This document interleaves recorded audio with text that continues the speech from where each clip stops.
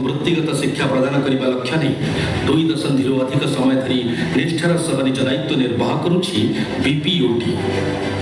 आम सरकार दक्षता विकास और वैषयिक शिक्षा विभाग अंतर्गत engineering, pharmacy, management, computer application तथा आर्किटेक्चर भली विषय प्रभृति 172 रु अधिक कॉलेज रे शिक्षादान करा जाउछि। एहा सहित 48 ब्रांच रे बीटेक एवं 94 स्वतंत्र क्षेत्र रे एमटेक शिक्षादान करा जाउछि। 720 रु अधिक मेधावी छात्र छात्री पीएचडी करुछन्ति। प्रत्येक वर्ष ओडिशा तथा अन्य राज्यर 40,000 रु अधिक छात्र छात्री निज भविष्य गढ़ा लक्ष्य नहीं बीपीयूटी रे जोग देउछन्ति। गुणात्मक और सर्वोत्कृष्ट शिक्षा ग्रहण करी निजर इप्सित लक्ष्य हासिल करुछन्ति।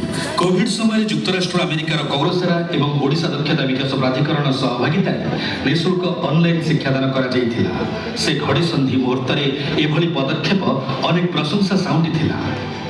आज बीपीयूटी केवल एक शिक्षादान संस्था भाव नुहे बरं जनजीवन अंश भाव निजक प्रतिष्ठित कर लक्ष लक्ष बीपीयूटी शिक्षित केवल आम राज्य नुहे देश तथा विदेश में ओडिशार जश को बहुगुणित कर